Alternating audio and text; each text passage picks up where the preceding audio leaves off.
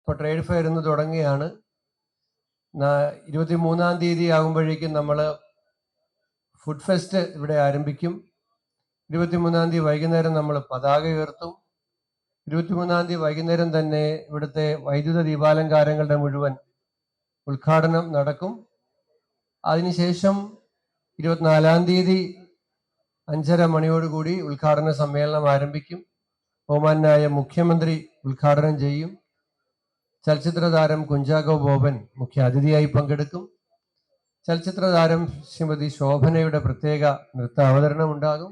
അതിനുശേഷം ഹരിശങ്കർ സംഗീത പരിപാടിയുമായി വരും.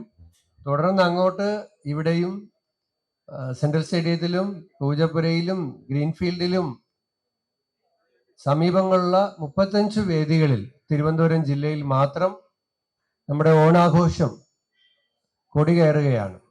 അപ്പോൾ കേരളത്തിലെ ഏറ്റവും വലിയ, ഒരുപക്ഷെ തെക്കേ ഇന്ത്യയിലെ തന്നെ ഏറ്റവും ജനകീയ പങ്കാളിത്തമുള്ള ഉത്സവമായി നമ്മുടെ തിരുവനന്തപുരത്തെ ഓണാഘോഷ പരിപാടികൾ മാറും.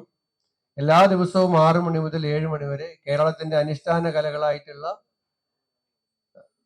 പടയണി, തെയ്യം, തിറ, തോൽപ്പാവക്കൂത്ത് തുടങ്ങിയ അനുഷ്ഠാന കലകളുടെ അവതരണം എല്ലാ ദിവസവും 6 മണി മുതൽ 7 മണി വരെ നിശാഗന്ധിയിൽ തന്നെ ഉണ്ടാകും. അതിനുശേഷം മറ്റു പരിപാടികൾ ഉണ്ടാകും. അപ്പൊ അതിനെല്ലാവരെയും ക്ഷണിക്കുകയാണ്. ദീർഘമായി സംസാരിക്കുന്നില്ല. നമുക്ക് എല്ലാവർക്കും ഒരുമിച്ച് ഏറ്റെടുക്കാം. ഓണം എന്ന് പറയുമ്പോൾ അപ്പം ലോകത്ത് എവിടെയാണെങ്കിലും മലയാളി ഓണാകും. അപ്പൊ അതിന് ഒരു പ്രയാസവുമില്ല. ഇത്തവണ പത്തനംതിട്ടയിലെ ആൾക്കാരൊക്കെ പറഞ്ഞു പ്രളയമൊക്കെ വന്നതുകൊണ്ട് നമുക്ക് വേണമെങ്കിൽ ഓണം ഒന്ന് മാറ്റി വെക്കാം അവിടെ മാത്രത്തേക്ക്.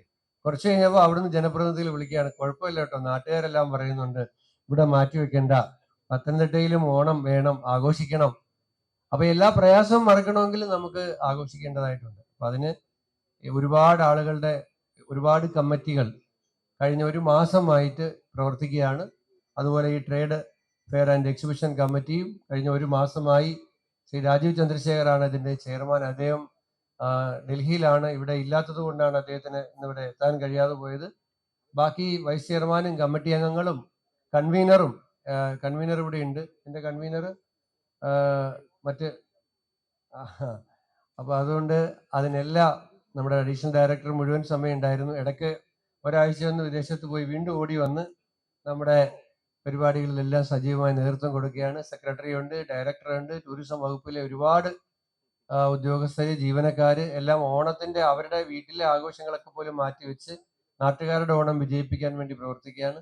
അവരോടെല്ലാമുള്ള അഭിനന്ദനങ്ങളും നന്ദിയും അറിയിച്ചുകൊണ്ട് ഔപചാരികമായി ഉദ്ഘാടനം ചെയ്ത് അറിയിക്കുന്നു. നന്ദി, നമസ്കാരം.